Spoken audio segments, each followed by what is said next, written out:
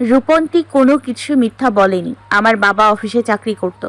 চাকরি না, ঠিক আমার দাদুর ব্যবসা সামলাতেন। আমাদের দোতলা বাড়িও ছিল। আমরা কাকুরা, কাকিমা, বাবা, মা সবাই একসাথে থাকতাম সেই বাড়িতে। কত আনন্দ করেছিলাম। তাহলে এই টিনের ঘরে আসলে কি করে? কি হয়েছে আমাকে খুলে বলবে সবটা? অনিলের এত আকুতি ভরা আবদার উপেক্ষা করতে পারল না সুপ্রভা। যেন কণ্ঠে কিছু মিশে আছে। সুপ্রভা বলতে শুরু করে। সেই বাড়িতে একদিন নেমে আসে শোকের ছায়া। আমার দাদু মারা যান। দাদু মারা যেতেই কাকু সম্পত্তির ভাগ বাটোয়ারা করতে নেমে পড়েন। আব্বু আর কাকুর মধ্যে টুকটাক ঝামেলা দেখতাম এই সম্পত্তি নিয়ে। আমার আব্বুর কথা ছিল, দাদু বেঁচে থাকতে কখনো চায়নি সম্পত্তি ভাগ হোক। তারা দুই ভাই সর্বদা একসাথে থাকবে। বাবার চাওয়াকেই সম্মান জানিয়ে আমার আব্বু তার ভাইয়ের প্রস্তাবে রাজি হয়নি। কাকু আরো ক্ষিপ্ত হয়ে ওঠেন, ছল করেন আবার বাবার সাথে অফিসে। মিথ্যা বানোয়াট রটিয়ে দেন চুরির, সেই সাজাও ভোগ করে আমার আব্বুর রীতিমতো ছড়িয়ে যায় এই মিথ্যা অপবাদ। সেজন্য আব্বু অন্যত্র চাকরি পায়নি। কেউই বিশ্বাস করেনি আব্বুর কথা।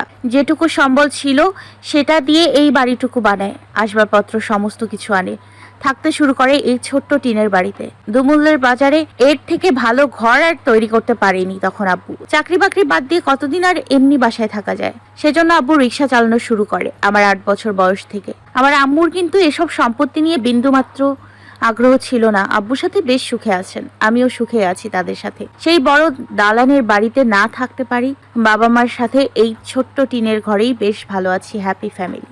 পুরো দমে কথাগুলো বলা শেষ করলো সুপ্রভা। শেষের কথাটি বেশ আনন্দ নিয়েই বলেছে তারা হ্যাপি ফ্যামিলি। অনিল বেশ মনোযোগ সহকারে সুপ্রভার সব কথাগুলো শুনল। মানে তোমাদের সব ছেড়েও কিচ্ছু নেই, এরকম হলো? হ্যাঁ, এরকমই হয়েছে, কিন্তু তা নিয়ে আমাদের কোনো আফসোস নেই। আমরা তো ভালোই আছি, তাহলে অভিযোগ করে কি হবে বলুন? কিছু তো আর হবে না। মানুষের জীবনে ভালো থাকাটাই তো মূল প্রয়োজন। আমরা ভালো আছি, সুখে আছি, এটুকুই প্রাপ্তি জীবনে।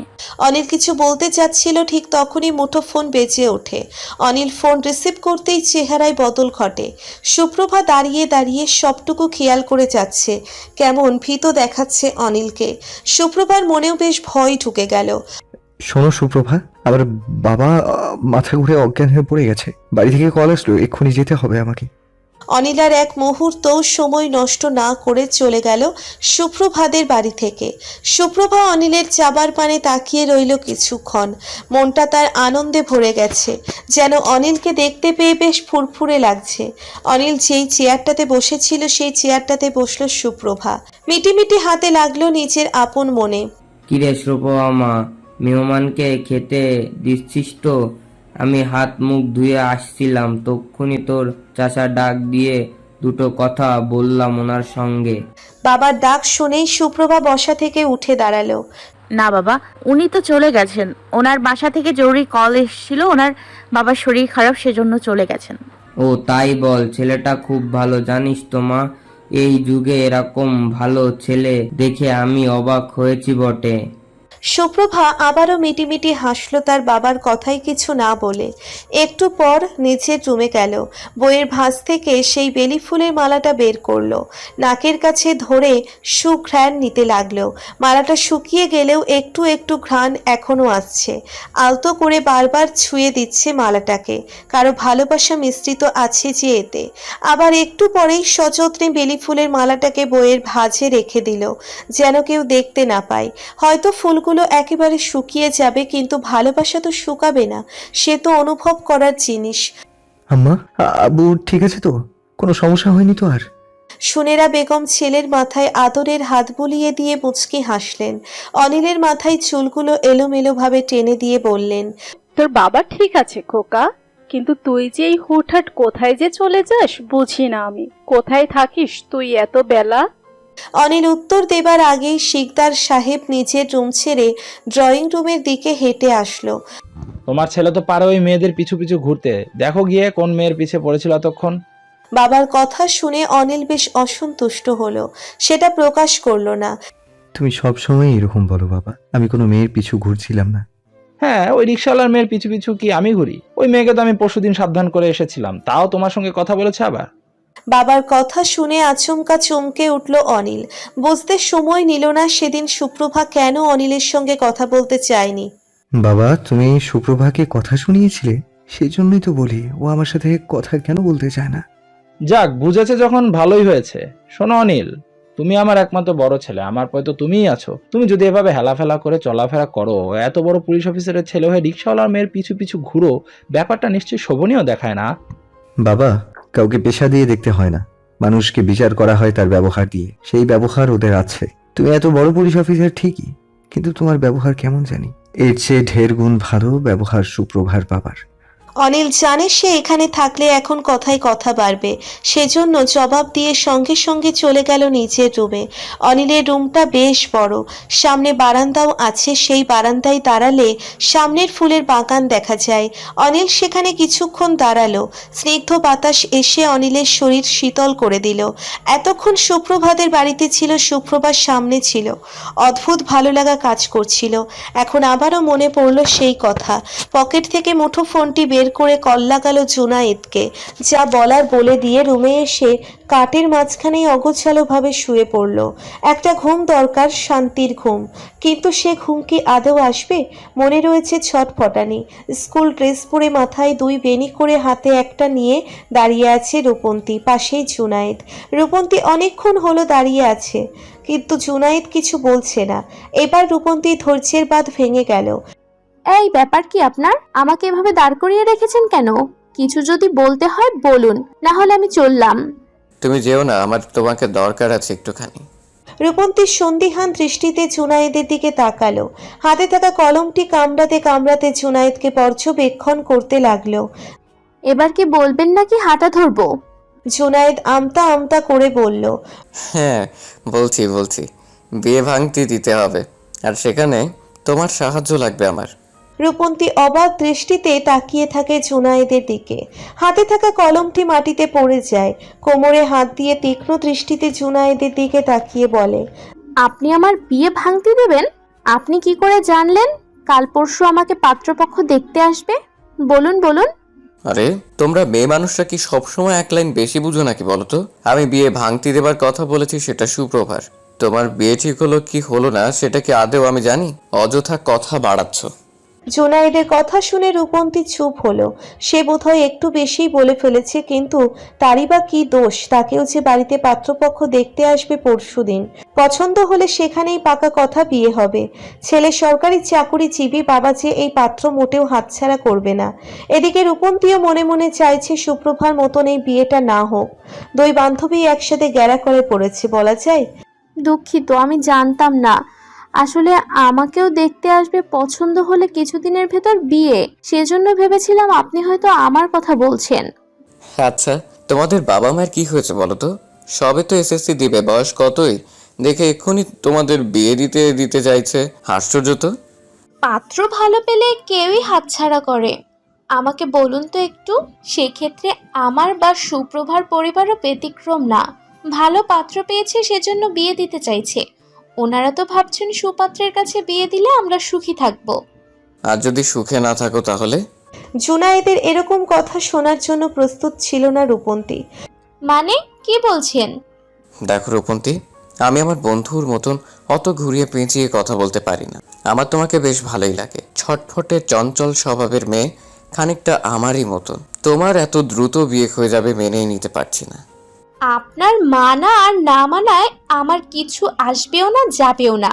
এই রে, কত দেরি হয়ে গেল, আমি যাই, স্কুলে যাই। রূপন্তী চলে যেতেই জুনায়েদ কপালে হাত দিল। সে এসেছিল কি করতে আর কি করলো। এবার নিশ্চয়ই অনিল আর তাকে আস্ত রাখবে না। কপাল চাপড়াতে চাপড়াতে পাশেই রাস্তার একটা দোকানে বসে চা খেতে লাগলো। ক্লাসরুমে দরজা দিয়ে ঢোকার সময় কেউ একজন কিছু একটা ছুঁড়ে মারল সুপ্রভার দিকে। সুপ্রভা মাথা ঝুঁকে সেই কাগজ উঠিয়ে নিয়ে দেখলো তাতে একটা রিকশার ছবি আঁকা আছে। ছবিটা যে খুব সুন্দর তাও বলা যায় না, বেশি বিচ্ছিরি করেই আঁকা হয়েছে। সুপ্রভা সেই কাগজটা নিয়ে ফার্স্ট বেঞ্চে বসা নিপার কাছে নিয়ে গেল। এটা কি নিপা? নিপা সুপ্রভাকে দেখেই বিরক্তিতে চোখ মুখ কুঁচকে ফেলল, আঙ্গুল উঁচু করে বলল, এটা কি নিয়ে এসেছো তুমি আমার সামনে? এটা নিয়ে আমি কি করব? এটা যে তুমি আমাকে ছুঁড়ে দিয়েছো সেটা আমি জানি, কারণ ক্লাসে এটা তুমি ছাড়া কেউই করতে পারে না। সুপ্রভার কথা শুনে নিপা রাগে ফুঁসতে ফুঁসতে বলল, হ্যাঁ আমি ফেলেছি তো কি হয়েছে? যত সব ঢং, ন্যাকামি। ভালো হয়ে যাও, ব্যবহার ঠিক করো। ব্যবহারই মানুষের পরিচয়। কেবল চেয়ারম্যানের মেয়ে হলেই হয় না, ব্যবহারও ভদ্র মার্জিত হওয়া লাগে। সুপ্রভা সেখানে আর দাঁড়ালো না, পিছনে রূপন্তীর পাশে গিয়ে বসে পড়ল। নিপা আর কিছু বলার সুযোগ পেল না, তার আগেই ক্লাসে স্যার এসে উপস্থিত হলেন। এরকম ঘটনার সম্মুখীন সুপ্রভা এই প্রথম হয়নি। ক্লাসে নিপার সাথে তার বেশ টক্কর আছে। সেটা একটাই কারণ, সুপ্রভা পড়ালেখায় ভালো, আর সেটা নিপা কিছুতেই সহ্য করতে পারে না। রান্নাঘরে ছেলের জন্য বহু যত্ন নিয়ে পায়েস রাঁধছে সোনেরা বেগম। একটু পরে বাদাম দিয়ে আবারও মনোযোগ সহকারে নাড়তে লাগলো। বেশ ভালো করে তৈরি করছে, যেন ছেলে খুশি হয়। অনিলের আজকে জন্মদিন বাড়িতে, সে উপলক্ষেই ছোটখাটো আয়োজন চলছে। সোনেরা বেগম বাটিতে পায়েস রেখে চলে যায়। অনিল তখন ফ্রেশ হচ্ছে। অনিল ফ্রেশ হয়ে এসে বিছানায় বসতেই বাবা শিকদার সাহেবকে বসা দেখে। বাবা, তুমি কি আমাকে কিছু বলতে চাও? আজকে তোমার জন্মদিন উপলক্ষে বাসায় একটা ছোট্ট আয়োজন হয়েছে। সেখানে জুনায়েদ, আরিফ সহ তোমার কিছু বন্ধুদের আমি দাওয়াত দিয়েছি। তুমি চাইলে তোমার অন্য কাউকেও ডাকতে পারো।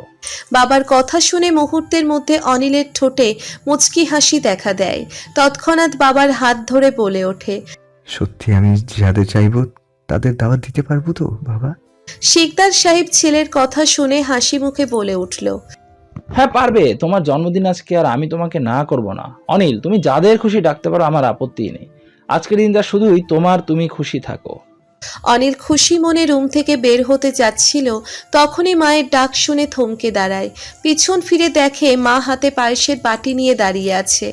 এই পায়েসটুকুনি তো খেয়ে নে বাবা, আজকে তো তোর জন্মদিন। সুনেরাব অনিলের মুখে পায়েস একটু চামচ দিয়ে তুলে খাইয়ে দিল। অনিল একটুখানি খেয়ে বেরিয়ে যায় রুম থেকে। প্রেম করবি তুই, আর রোজ রোজ তোর সাথে আমার এভাবে দাঁড়িয়ে থেকে কি লাভ হয় অনিল? একটু বুঝা আমারে ভাই।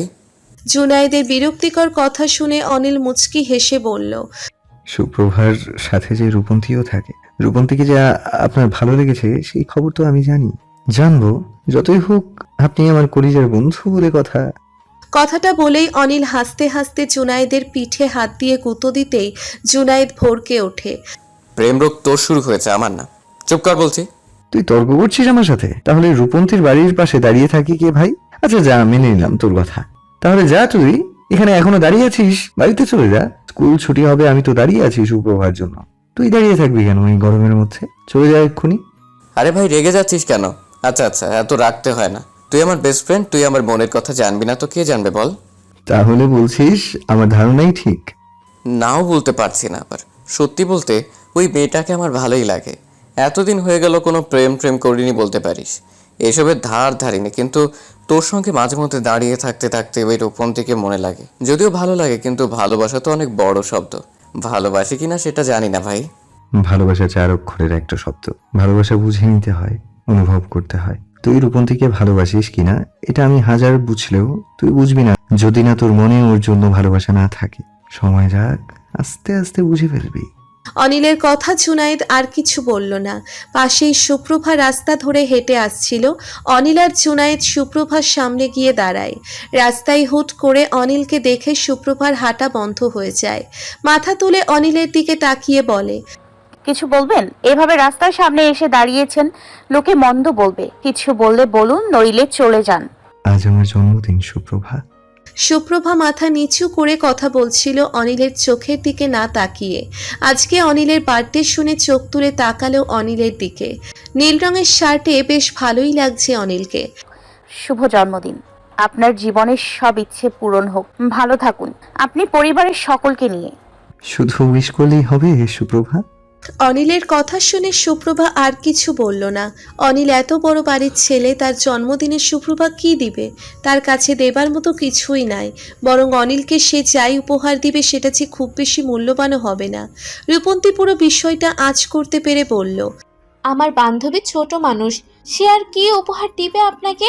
আর আমরা তো জানতামও না আজকে আপনার বার্থডে অনিল ভাইয়া। আমি কিছু উপহার দেবার কথা বলিনি রূপন্তী। আমি উপহারও চাইনি। আমার জন্মদিন উপলক্ষে আমাদের বাসায় জন্মদিনের দাওয়াত দিতে এসেছি তোমাদের দুজনকে। আশা করি আজকে অন্তত কথাটা রাখবে। কোনো দামি উপহার চাইনি, শুধু এটুকু চেয়েছি, এটুকু দিবে তো আমাকে? রূপন্তী উত্তর দেবার আগে সুপ্রভা বলে ওঠে, আপনারা হচ্ছেন অর্থবিত্তের সব দিক দিয়েই বড়লোক। আপনাদের সাথে আমাদের কোনো মতেই যায় না। বরং সেখানে আমি গেলে কথা উঠতে পারে। আমি জানি আমার কি করা উচিত আর কি করা উচিত নয়। দুঃখিত, আপনার কথাটা আমি রাখতে পারলাম না। জন্মদিন ভালো কাটুক আপনার। ভালো থাকবেন। সুপ্রভা রূপন্তীর হাত ধরে টেনে নিয়ে সেই জায়গা থেকে দ্রুত গতিতে চলে যায়। অনিল তাকিয়ে থাকে সুপ্রভার মনে। জুনায়েদ এসে অনিলের পিঠে হাত রেখে বলে, জন্মদিনের দিন মন খারাপ করিস না বন্ধু, বরফ গলতে হয়তো একটু বেশি সময় নেবে। অনিল চুপ করে রইল, কোনো কথা না বলে। অনিল জানে সুপ্রভা তাকে না করবে, তাও এক বুক আশা নিয়ে এসেছিল। বাড়িতে ফিরতেই সুপ্রভা দেখে রত্না খাতুন মানে সোহেলের বড় বোন আর মিরাজ দুজনে বসে আছে চেয়ারে। সুপ্রভার মা সুপ্রভাকে বলে ওঠে, স্কুল ড্রেস ছেড়ে রেডি হয়ে আয়। সুপ্রভা সোহেলের বড় বোন এসেছে আজকে পাকা কথা বলতে। সুপ্রভা মায়ের কথা শুনে অবাক দৃষ্টিতে তাকিয়ে রইল। ঘর ভর্তি লোকের সামনে মাকে সরাসরি কিছু বলতেও পারছে না। আশেপাশে কোথাও তার বাবাকে দেখতে পেল না, মানে আফজাল হোসেন এখনো কাজ সেরে আসেনি। সুপ্রভার কেমন নিজেকে অসহায় মনে হলো। বাবা থাকলে হয়তো বাবার কাছে গিয়ে নিজের মতামত জানাতো। বাবা যতটা বুঝে সুপ্রভাকে গুরুত্ব দেয়, সুপ্রভার মনে হয় তার নিজের মাও এতখানি কথা শুনবে না। বাবার কাছেই বেশিরভাগ সময় সুপ্রভার যত আবদার, যত অনুরোধ। এখন হট্টগোল করে কোনো লাভ নাই। শুধু শুধু নিজের মা অপমানিত হবে, সেজন্য সুপ্রভা চুপচাপ নিজের রুমে চলে গেল। রুমে গিয়ে একটা সাদামাটা থ্রি পিস পরে মাথায় ঘোমটা দিয়ে চুলগুলো উঁচু করে বেঁধে নিল। কোনো সাজগোজ নেই, ঠিক যেরকম ছিল সেই রকমই আছে। সুপ্রভা যেতেই সুপ্রভার মা তাকে হাসি মুখে চেয়ারে বসালো। সুপ্রভা মাথা নিচু করে বসে আছে। ইচ্ছে করছে অনেক কিছুই বলতে, কিন্তু ভদ্রতার খাতিরে কিছু বলতে চেয়েও পারছে না। আমার ভাই কিন্তু লাখে একটা, বুঝলেন তো? মিরাজের মতো এমন ছেলে খুঁজে পাওয়া দায়। নেহাত আমার ভাই আপনাদের মেয়েকে পছন্দ করেছে বলে কথা। ভাইয়ের আবদার তো ফেলতে পারি না, বলুন। মিরাজের বড় বোন আয়েশার কথার ধাঁচ কিছুতেই ভালো লাগলো না সুপ্রভার। কিরকম যেন হেয়ালি মার্কা কথা, যেন ওনার এই কথার পিছে লুকিয়ে আছে সুপ্রভাকে সে মোটেও পছন্দ করে না। বুঝেছি, আমাদেরও তোমার ভাইকে খুব পছন্দ হয়েছে। এই তো পাশের এলাকার ছেলেই তো মিরাজ, চেনা পরিচিতই আছে। ছেলেও ভালো, কোনো বদনাম নেই। এরকম একটা ছেলের কাছেই তো মেয়ে বিয়ে দিয়ে শান্তি পাওয়া যায়, বলো? হ্যাঁ, সেই তো বললাম আমার ছেলে লাখে একটা, কিন্তু কথা হলো মেয়ের বাবা কই? শুক্রবার বাবা এখনো কাজ থেকে ফেরেনি। এখন তো সবে বিকেল, এত তাড়াতাড়ি ফিরবেন না উনি, রাতে আসবেন বাড়িতে। তা শুনেছি, মেয়ের বাবা তো রিক্সা চালায়, তাই না? কথাটা মিরাজের বড় বোন কিরকম তাচ্ছিল্যের সুরেই বলল। সুপ্রভা এখনো কিছু বলছে না, সে চুপ করেই আছে। হ্যাঁ, উনি রিক্সা চালায়। মেয়েকে যেহেতু তোমার ভাই আগেই পছন্দ করেছে, মিরাজও সুপ্রভার বাবার সঙ্গে কথা বলেছে। সেক্ষেত্রে তো তোমরা সবটাই জানো, তাই নয় কি? সে জানি অবশ্য, একমাত্র ভাই বলে কথা, তাই আবদার ফেলার নয়। আচ্ছা, এতক্ষণ তো আপনার সাথে কথা বলছি, কই এবার মেয়ের সাথে একটুখানি কথা বলি। কি মেয়ে, ঘর কন্যার কাজ কিরকম পারো তুমি? জি, আমি সবই পারি, মোটামুটি বলা যায়। সবচেয়ে বেশি ভালো পারি পড়াশোনা করতে। লেখাপড়া করতে আমার বেশ লাগে। সুপ্রভার কথা শুনে আয়েশা মুখটা ব্যঙ্গ করে বলল, মেয়ে মানুষের অত পড়াশোনার দরকার নেই। মেয়ে কি হবে আর এত পড়ে? বিয়ে হবে, বাচ্চা সামলাবে, এই তো জীবন। না, এটা জীবন না। আমি পড়ালেখা করে ঘুরে দাঁড়াবো, বাবা মাকে দেখবো, ঠিক যেমন এখন ওনারা আমাকে কষ্ট করে বড় করে তুলছেন সেরকম। সুপ্রভার মা সুপ্রভাকে হাত দিয়ে ইশারা করে থামতে বলতেই সুপ্রভা আর কিছু বলল না, থেমে গেল। তা মেয়ের দেখছি মুখে বলি বেশ আছে, কথা বলতে পারো তো দেখছি ফটফট করে। কথার মাঝপথে বোনকে থামিয়ে দিল মিরাজ। হয়তো বুঝলো এক কথায় কথা বাড়তে বাড়তে পরিস্থিতি অন্যদিকে মোড় নিতে পারে। আহা পা, তুমি চুপ করো তো, যা বলতে এসেছো শর্টকাটে সেটা বলো। আচ্ছা বেশ, তুই যখন চুপ করতে বলছিস কি বলবো আর। মেয়েকে তো দেখলামই, আছে মোটামুটি সামলা, চেহারাও সুন্দরী, পড়ালেখাও আছে, বাড়িঘর সম্পর্কে তো সবই বললি। এবার তাহলে দিন তারিখ পাকা করা যাক। আর কয়েক সপ্তাহ পর একটা ভালো দিন আছে, তখনই বিয়ের ব্যবস্থা করা যাক। সুপ্রভার মায়ের মুখে আনন্দের হাসি ফুটে উঠল মেয়ের বিয়ের খবর পাকা হলো শুনে। সুপ্রভার মুখে নেই হাসি, বিলীন হয়ে গেছে যেন। মনে উদয় হলো অনিলের ভাবনা। সুপ্রভা যতই অনিলকে দূরে সরিয়ে দিক, মনকে তো আর ঠেলে দূরে সরানো যায় না। সে যে অপ্রতিরোধ্য। মানুষের সবকিছুর উপর কন্ট্রোল থাকলেও মনের উপর কন্ট্রোল খুব মানুষ করতে পারে না। সুপ্রভাও সে দলের একজন। তার মন না চাইতেও কেবল অনিলের কথা ভাবে। এই ভাবনার ভবিষ্যৎ যে অন্ধকার, কোনো উজ্জ্বলতা নেই, সেটা সুপ্রভা নিজেও জানে। তবুও অবচেতন মন কার কথাই বা শোনে। আয়েশা চেয়ার ছেড়ে উঠে দাঁড়ালো। সুপ্রভার মাও আয়েশার সঙ্গে গিয়ে দাঁড়ালো। মিরাজ সুপ্রভার সামনে এসে দাঁড়িয়ে ফিসফিস করে বলল, আমি বলছিলাম যেটা আমি চাই, মানে চাই। হ্যাঁ, দেখলে তো, তোমাকে আমার মনে ধরেছিল, এখন একেবারে তোমাকে নিজের করেই ছাড়লাম। কিছু করতে পারলে না তুমি। সুপ্রভা বিরক্তিকর দৃষ্টিতে তাকিয়ে মিরাজকে জবাব দিল, মনে রাখবেন, কবুল বলার আগ অবধি আমি আপনার কথাটা কোনো অংশেই খাটে না। আপনি এটা জোর গলায় বলতেও পারবেন না, এটুকু ভুলবেন না আশা করি। এত তেজ, বিয়ে হোক, এমনিই সব কমে যাবে। মিরাজ চলে গেল। সুপ্রভা মায়ের জন্য অপেক্ষা না করে এবার নিজের রুমে গিয়ে দরজায় ঠেল দিল। বিছানায় শুয়ে পড়ল। হাতে নিল সেই শুকনো বেলি ফুলের মালা। এক নজরে কতক্ষণ তাকিয়ে থাকলো ফুলের মালাটার দিকে। কয়েক ফোঁটা অশ্রুকণা গড়িয়ে পড়ল শুকনো ফুলের মালার উপরে। সুপ্রভা চোখ বন্ধ করতেই যেন অনিলের মুখশ্রী চোখের পাতায় ভেসে উঠছে বারবার। কিছুতেই যেন মুছতে পারছে না সে মুখ, অথচ সেটা মুছতে হবে। সুপ্রভার কাছে একটা আবদার করলাম আমি, এই প্রথম কিছু চাইলাম, আর ও সেটা রাখলো না জুনায়েদ। জুনায়েদের উদ্দেশ্যে কথাটা বলল অনিল। সুপ্রভা যাবার পর দুই বন্ধু মিলে একটা পার্কে বসে আছে। অনিলের মনে কেবল সুপ্রভাকে নিয়েই ভাবনা। দেখ, আজকে একটা জিনিস পরীক্ষা করে, সুপ্রভার মনে যদি তোর জন্য কোনো ফিলিং থেকে থাকে, তাহলে তোর করা প্রথম আবদার কিছুতেই ফেলতে পারবে না। তার উপর তোর জন্মদিন আজকে, দেখ না একটু পরীক্ষা করে কি হয়। অনিল আর প্রতি উত্তর করল না, চুপ করে বসে রইল। দরজায় ঠক ঠক শব্দ শুনে নিজেকে ঠিক করে নিল সুপ্রভা। দরজা খুলতেই ভিতরে হুড়মুড়িয়ে প্রবেশ করলো রূপন্তী। কি রে, দরজা খুলতে এতক্ষণ লাগে নাকি তোর? কি করছিলিস রুমে বসে বসে? কিছু না, ঘুমিয়ে পড়েছিলাম। কিন্তু তুই এই শাড়ি পরে এত সেজে গুজে এসছিস কেন? কোথাও যাবি? বারে, ভুলে গেলি? আজকে না অনিল ভাইয়ার জন্মদিন। ভাইয়া কত করে যেতে বললো, আর আমি যাব না? তুই ওনাকে অপছন্দ করিস না, ইগনোর করিস। হ্যাঁ, তুই ওনাকে ইগনোর করতে পারিস, কিন্তু উনি আমার সঙ্গে বেশ ভালোভাবেই কথা বলে। আমি যাব ওনার জন্মদিনের অনুষ্ঠানে, সেজন্য সেজেছি, বুঝলি? তো ঠিক আছে, যা না, আমার কাছে কেন এসছিস তুই? আমি কি করব? তুই কি করবি মানে? তুই তো যাবি আমার সঙ্গে। সব সময় কল্পনাতে ভেসে থাকলে চলে না রূপল। এই যে আমি এখন ওনাদের বাসায় যাব বলছিস, সেটা ওনারা কেউ ভালো চোখে নেবে না তো। এটা হচ্ছে বাস্তবতা, আর তুই কল্পনা করছিস। অনিল ভাইয়া বলেছে এটুকু তোর জন্য যথেষ্ট নয় কি? মানুষটা জন্মদিনে তোর কাছে একটু জিনিস চেয়েছে শুধু।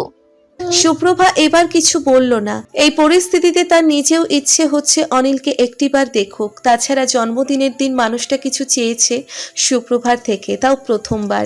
সেটাও বা ফিরিয়ে দেয় কি করে? মন বলছে একটু যাওয়া যাক। ঠিক আছে, তুই বস, আমি রেডি হয়ে নিচ্ছি।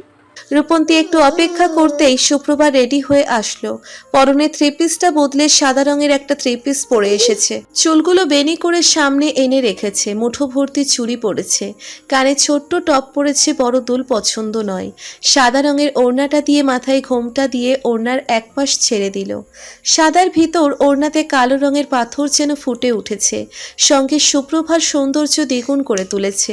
সুপ্রভার তেমন দামি প্রসাধনী সামগ্রী নেই, তবুও সুপ্রভা এমনিতেই সন্তুষ্ট। বরাবরই সিম্পল থাকতে পছন্দ করে সে মনে করে ওসব মেকআপ করে নিজের আসল চেহারা লুকানোর চেয়ে সে যেমন আছে তেমনই ভালো। এই সিম্পল সাজেই তোকে কি অসাধারণ লাগছে রে সুপ্রভা। রূপন্তী হাসতে লাগলো। সুপ্রভার মনে চিন্তার রেশ। বলে তো দিল যাবে, কিন্তু উপহার? জন্মদিনের অনুষ্ঠান বলে কথা, উপহার বাদে খালি হাতে কি করে যাবে? কিছু তো দিতেই হয়। এই রূপা, উপহার বাদে কি করে যাব? এই যে উপহার দেখছিস না আমার হাতে আছে, আমি ভাইয়াকে একটা সুন্দর দেখে ঘড়ি গিফট করব, আর এই ফুলের তোড়াটা দিব। ঠিক আছে, এটা না হয় তুই দিবি, কিন্তু আমি কি দিব? আরে তুই আর আমি কি আলাদা হলাম নাকি? এতেই চলবে। আয় চল তো। না, এসব বললে চলবে না, আমি ওনার জন্য উপহার কিনবো। সুপ্রভা জেদ ধরল, কিন্তু টাকা কোথায় পাবে? বেশ চিন্তার পর মনে হলো স্কুল থেকে টিফিনের টাকাগুলো জমিয়েছিল, যদি ভবিষ্যতে কখনো কোনো ইচ্ছে হয় বা দরকার লাগে সেক্ষেত্রে খরচা করবে বলে। কিন্তু খরচা আর হয়নি। সে কথা মনে পড়তেই পড়ার টেবিলে মাটির ব্যাংকটা এনে সছরে মাটিতে আছড়ে ভেঙে ফেলল। সব 20 টাকা, 10 টাকা, 100 টাকার নোট মিলিয়ে সুপ্রভা গুনে দেখল মোট 3000 টাকা হয়েছে। সুপ্রভা হাতে টাকাগুলো নিল। নে সুপ্রভা, এবার চল যাওয়া যাক। সুপ্রভা খুশি মনে হ্যাঁ বলে রূপন্তীর সাথে বেরিয়ে পড়ল। বড় শপিং মলে যাবার সাধ্য নেই সুপ্রভার, কখনো যায়নি বলা যায়। সবসময় ফুটপাতের দোকান থেকে জামা কিনেছে, আজকেও সেরকম একটা দোকানে ঢুকলো। যতটুকু সামর্থ্য আছে সেটার ভিতরে সাদা রঙের একটা পাঞ্জাবি পছন্দ করলো। সেটা সযত্নে প্যাকেট করে হাতে নিয়ে চলল অনিলের বাড়ি। দোতলা ভবনটিতে হরেক রকম আলোকসজ্জায় সজ্জিত করে রেখেছে। চোখ ধাঁধিয়ে যাচ্ছে রঙিন আলোতে, গানের আওয়াজও আসছে কানে। সুপ্রভা গেট দিয়ে ভিতরে ঢুকলো। বাড়িটার সামনে বেশ অনেকখানি জায়গা আছে, কিছু লোকজন সেখানে দাঁড়িয়ে আড্ডা দিচ্ছে। সেই জায়গায় অনিলকে দাঁড়াতে দেখতে পেল সুপ্রভা, সঙ্গে সঙ্গে মুচকি হেসে উঠল। আরেকটু ভালো করে দেখলো অনিল তাকে এখনো দেখতে পায়নি, সে জুনায়েদের সাথে কথা বলতে ব্যস্ত। তখনই সুপ্রভার চোখ পড়ে শিকদার সাহেবের দিকে। শিকদার সাহেব সুপ্রভার দিকে তাকিয়ে আছে, এদিকেই আসছে। সুপ্রভার মনে বেশ ভয় ঢুকে গেল, তবে কি মনের কথা শুনে বাস্তবতা ভুলে গিয়ে চরম ভুল করলো সে? মন বলছিল যেতে, কিন্তু সুপ্রভার বিবেক বাস্তবতা বলছিল সেখানে গেলে সময়টা বেশি সুখকর হবে না শিকদার সাহেবের জন্য। অনিলের বাবা ঠিক সুপ্রভাকে তার অবস্থান চোখের সামনে আঙ্গুল দিয়ে কড়া করেই বুঝিয়ে দিবে, হয়তো সকলের সামনে অপমানও করতে পারে। এটা কি করে ভুলে গেল সুপ্রভা? মনের কথা প্রাধান্য দিয়ে বেশ বড়সড় বিপদে পড়ে গেল সুপ্রভা। কি এ মেয়ে, তুমি আমার ছেলের জন্মদিন অনুষ্ঠানে দেখছি নিজে থেকেই চলে এসেছো, লজ্জা নেই? সুপ্রভা নিরুত্তর রইল। সে জানতো এরকম একটা হবেই। অনিলের দিকে চেয়ে আছে কেবল। এবার অনিলেরও চোখ পড়ল সুপ্রভার দিকে। পাশে বাবাকেও দেখতে পেয়ে নিমেষেই বুঝে গেল ঠিক কি হচ্ছে সেখানে। পরিস্থিতি সামাল দিতে তাড়াহুড়ো করে হেঁটে আসলো অনিল। সুপ্রভা চুপ করে আছে দেখে রূপন্তী উত্তর দিল, আঙ্কেল, কিছু মনে করবেন না, আমরা বেহায়া না। অনিল ভাইয়া আমাদের খুব ভালো করেই চিনে, উনিই আসতে বলেছেন, আমরা নিজে থেকে আসিনি। আজকে ভাইয়ার জন্মদিন এত করে বলেছিল আসতে, সেজন্য এসেছিলাম, অপমানিত হতে আসিনি আঙ্কেল। বাবা, তুমি তো বলেছিলে আমি যাকে খুশি তাকে দাওয়াত দিতে পারবো, তাতে তোমার কোনো আপত্তি নেই, কিংবা তুমি কিছু বলবে না। তাহলে কোথায় গেল তোমার আমাকে দেয়া সেই কথা? ছেলের কথা শুনে থতমত খেল শিকদার সাহেব। তার ছেলে যে তার নিজের কথাতেই পেছিয়ে দিল, এটা তিনি বুঝে উঠতে পারেননি। তুমি তো বলনি এই মেয়েটাকে আনতে চাও। তুমি তো এটাও বলনি যে সুপ্রভাকে আসতে দেয়া যাবে না। বাবা ছেলের কথা মাঝখানে সুপ্রভা কথা বলল এবার। আজকে আপনার জন্মদিন, আপনি অনুরোধ করেছিলেন আসতে, এসছি সেজন্য। শুরুতে আসতে চাইনি কারণ আমি জানতাম এরকমটাই হবে, তাও আসলাম আপনার জন্মদিন সেজন্য এসছি, অনুরোধ রক্ষা করেছি। এবার আমাদের যাবার পালা, আর কিছু বলবেন না। আপনার জন্মদিন ভালো কাটুক আঙ্কেল, আপনাকে আর রাগ করতে হবে না, আমরা চলে যাচ্ছি। সুপ্রভা রূপন্তীর হাত ধরে চলে যাচ্ছিল, ঠিক সেই সময় অনিলের ডাক শুনে হাঁটা বন্ধ করে থেমে যায়। বাবা, তুমি অযথা আজকের দিনে অন্তত অশান্তি করো না। ওরা যদি চলে যায় তাহলে আমার যে খুব একটা ভালো লাগবে না, সেটা তুমি নিজেও জানো। আর জন্মদিনের দিন আমাকে গোমরা মুখে নিশ্চয়ই দেখতে চাইবে না, বলো? শিকদার সাহেব হার মানলেন ছেলের যুক্তিকে। দীর্ঘশ্বাস ফেললেন অনিলের দিকে চেয়ে। ঠিক আছে, তবে তোমার খুশিতে আমি খুশি। তোমরা দুজন এসেছো যখন, ভেতরে আসো। আমার ছেলের জন্মদিনে আমি কাউকে এভাবে বাড়ি থেকে ফেরাতে পারি না, ভেতরে আসো। শিকদার সাহেব চলে গেলেন তার বন্ধুদের কাছে। একপাশে সুপ্রভা আর রূপন্তী দাঁড়িয়ে আছে, আর এক পাশে একা অনিল দাঁড়িয়ে আছে, আর চোখে সুপ্রভাকে দেখছে। তখনই জুনায়েদ এসে রূপন্তীর হাত ধরে টেনে নিয়ে একটু দূরে দাঁড়ালো। রূপন্তী হাত ছাড়িয়ে নিল বেশ জোরে, রাগত স্বরে আঙ্গুল উঁচু করে জুনায়েদের দিকে বলতে লাগলো, আরে আরে, আপনার সাহস তো দেখছি কম না। আপনি আমার হাত ধরে টেনে নিয়ে এসেছেন, এত সাহস কোথা থেকে হয়? দিব নাকি টেনে এক থাপ্পড়? অনিল ভাইয়ার চেনা না হলে এতক্ষণে থাপ্পড় খেয়ে বসে থাকতেন। বাবারে, মেয়ে তো নয় দেখছি ধানি লঙ্কা একেবারে। এই মেয়ে, হাত ধরেছি বলে এত রাগ? বাপরে, তোমার বান্ধবীকে দেখে কিছু শিখতে পারো না? সুপ্রভা কি রকম ঠান্ডা শান্ত শিষ্ট মেয়ে। সবাই সুপ্রভা না, বুঝলেন? আমি রূপন্তী, কোনো সুপ্রভা নই। আপনার ভাগ্য ভালো এভাবে টেনে আনার জন্য আপনাকে আমি এখনো চড় মারিনি। ভালোই ভালোই কথা বলছি। উফ, এই মেয়ে বুঝে কম চিল্লায় বেশি। তোমার মুখটা একটু বন্ধ করবে তো নাকি? এইটুকু বুঝলে না কেন তোমাকে টেনে এনেছি? তখন সোজাভাবে টেনে আনলে কি তুমি আসতে? বরং কত প্রশ্ন হতো, সেই জন্য আনলাম। জুনায়েদের উত্তরে সন্তুষ্ট হলো না রূপন্তী। ভ্রু কুচকে তাকালো জুনায়েদের দিকে আরো এক ঝুড়ি প্রশ্নের সমাহার নিয়ে। আমাকে টেনে এনে কি লাভ আপনার? বোকামি, খালি মুখই চলে দেখছি, মাথায় কিছু নেই নাকি? তুমি খাম্বার মতন দাঁড়িয়েছিলে সুপ্রভার আর অনিলের মাঝখানে। ওরা তো নিজেদের মতন করে কোনো কথা বলতে পারছিল না। ও, সেটা আগে বলবেন তো নাকি? তুমি বলতে দিয়েছো নাকি বলতাম? আরে গাধির মতন প্রশ্ন করো না, ওখানে বলে আনা যেত তোমাকে কি যে মেয়ে। রূপন্তী কিছু বলল না, চুপ করে রইল। জুনায়েদের সঙ্গে ওই পাশে হাঁটা ধরল একটু। ওদিকে অনিল সুপ্রভাকে প্রশ্ন করলো,